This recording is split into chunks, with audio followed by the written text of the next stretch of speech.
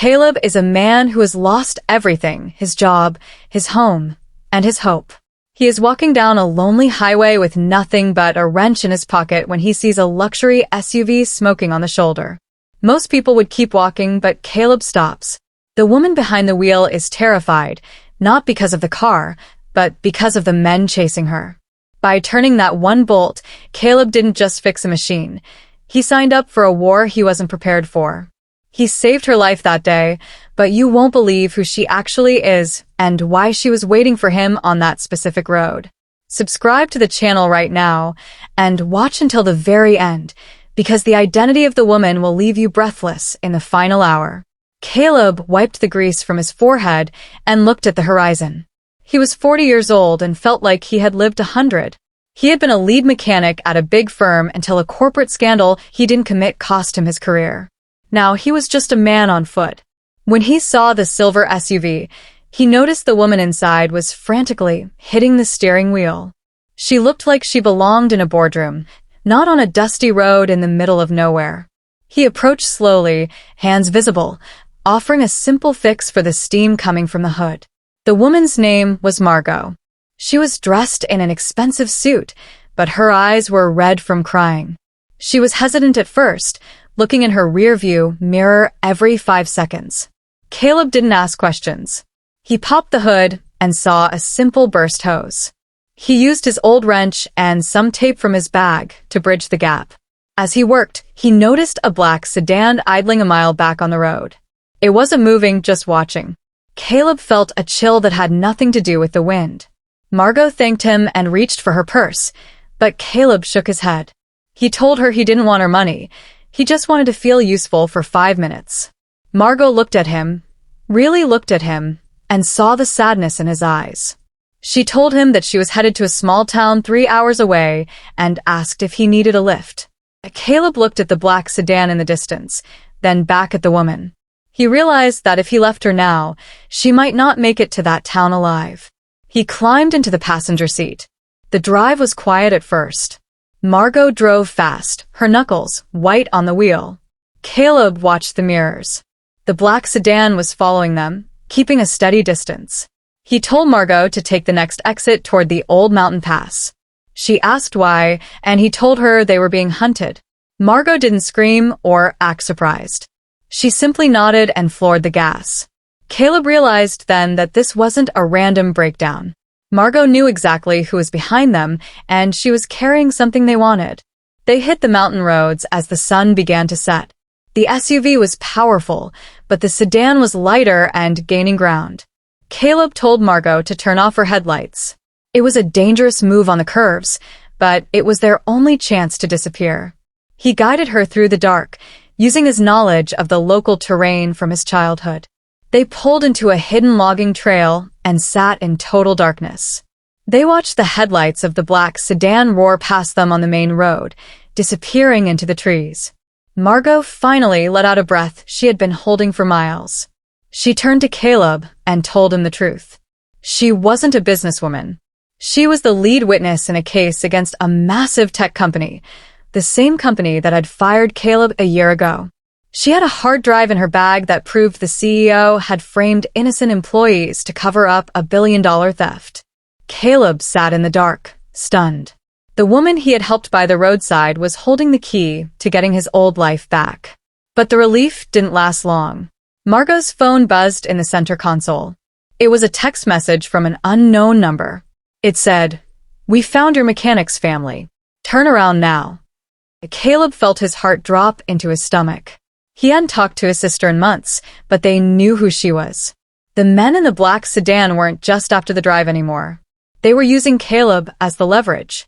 He looked at Margot, and the slow burn realization hit him. Helping her had put a target on everyone he loved. Caleb told Margot to stay in the car while he stepped out to think. The air was cold, and the woods were silent. He realized he couldn't just run away. If he turned Margot over, his family might be safe, but thousands of people would continue to be cheated by the company. If he stayed with her, they were both dead. Margot joined him outside. She told him she had a safe house nearby, an old cabin her father owned. She promised that if he helped her get the drive to the city, She would use her connections to protect his sister. They reached the cabin around midnight. It was a small, wooden structure hidden behind a thicket of pines. Caleb spent the hour boarding up the windows and setting up old-fashioned traps around the perimeter. He used his mechanical skills to rig a silent alarm using some copper wire and a car battery from the SUV. Margot sat at the table, staring at the hard drive. She told Caleb about her life, how she had been a high-ranking executive who couldn't stay silent anymore.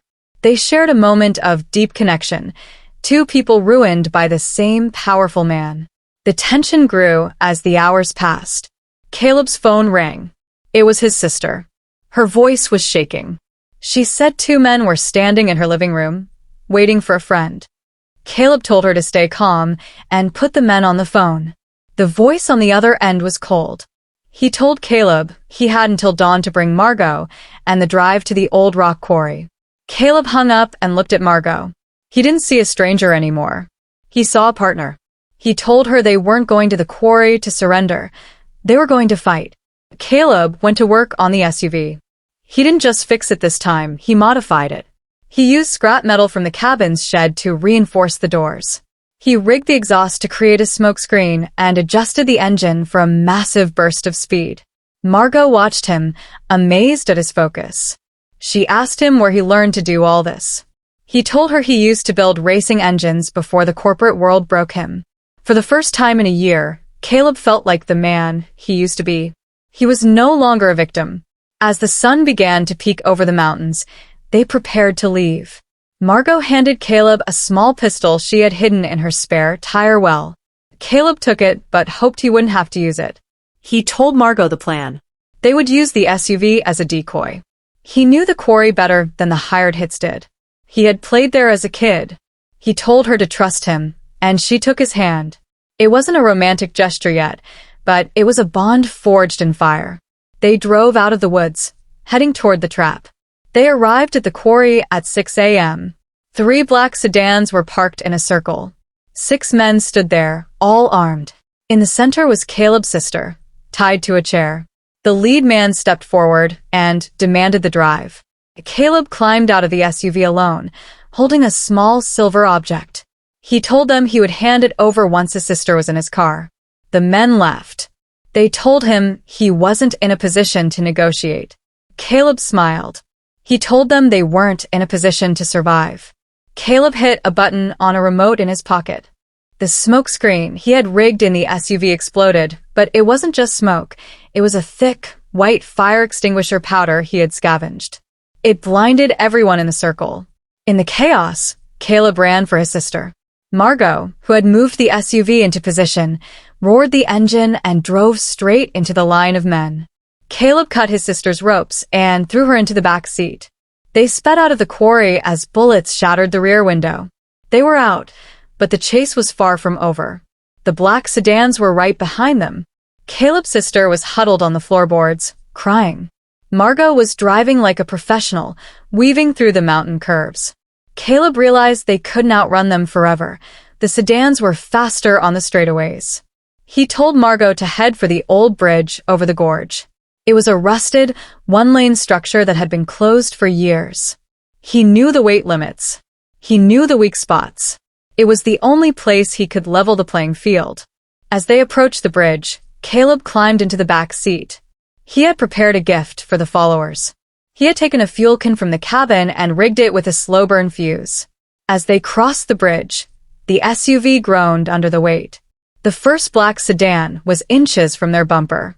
Caleb lit the fuse and kicked the can out the shattered back window.